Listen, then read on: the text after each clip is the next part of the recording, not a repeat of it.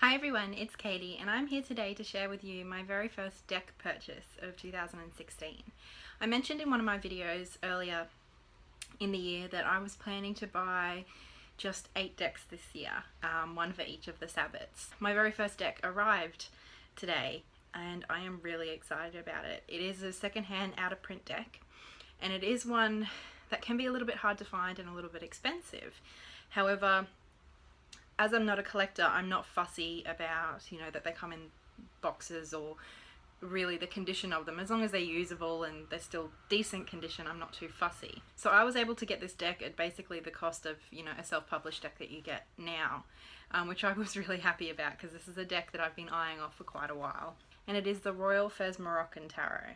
I first saw this a while ago on Viridian C's channel, and I'll link her below because she always has some really interesting and different decks to show off, and the minute she pulled out this deck I fell in love with it. The art itself is almost identical in terms of symbolism to the Rider-Waite, but the art style is very different. It's kind of black and white sketches with very selective use of primary and secondary colours. So for instance, here is the Fool. It's the Fool. I mean, it's immediately recognizable as the Fool card. They all have these kind of yellow borders.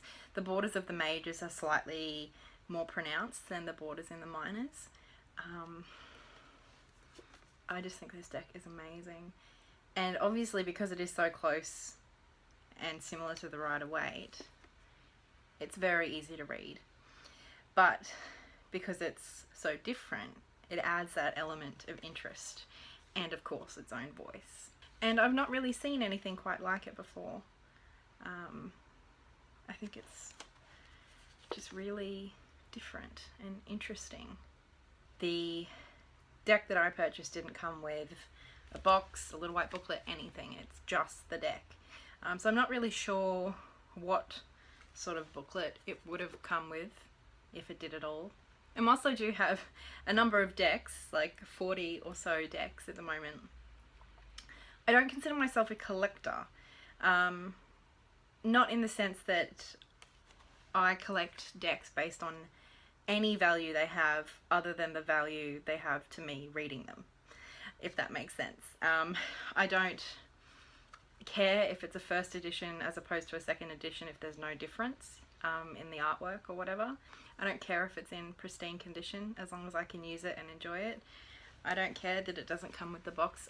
The box I like to have because I like to store my decks in their boxes. I think they look cool all up on my shelf and easy to recognize. But it's not, a do or die issue for me. I would rather be able to have access to this deck at an affordable price without the box. I'm quite happy. The cardstock itself, just in case you're interested, in the edition I have, which I'm not sure, how many editions were printed or which one I have. But the cardstock is very matte, almost waxy. It's comparable, it is waxy, it's kind of comparable to the Pamela Colman Smith commemorative set edition, just maybe a little bit thinner, but it's that kind of feel. Which I really like. I really like the feel of these cards. They're pretty standard size as well. I don't really know what else to tell you about this deck other than I'm really excited that I have it. I think it's gorgeous. I'll show you some of the court cards. This is the Page of Swords. So the minors don't have numbers or anything to represent them, and the mages just have at the very bottom, it's a little hard to see, but they just have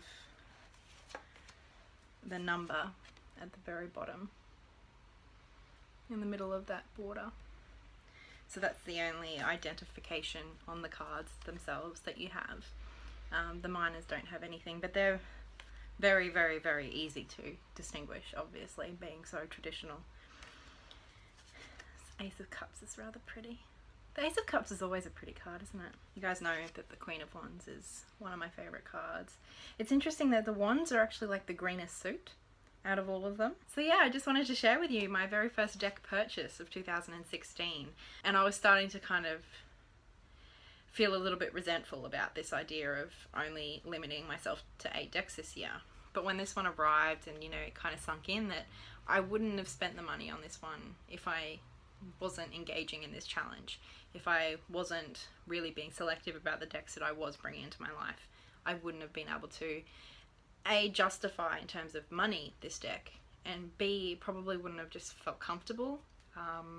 It would have just felt like an extravagance, whereas because I'm being selective, it doesn't quite feel like that anymore. It feels like an investment rather than an extravagance. I am so excited to work with this deck. I just think it's beautiful and charming, and yet so easy to recognize and read with because it's so traditional in its symbolism. So I'll talk to you guys in the comments, and I'll see you all again very soon.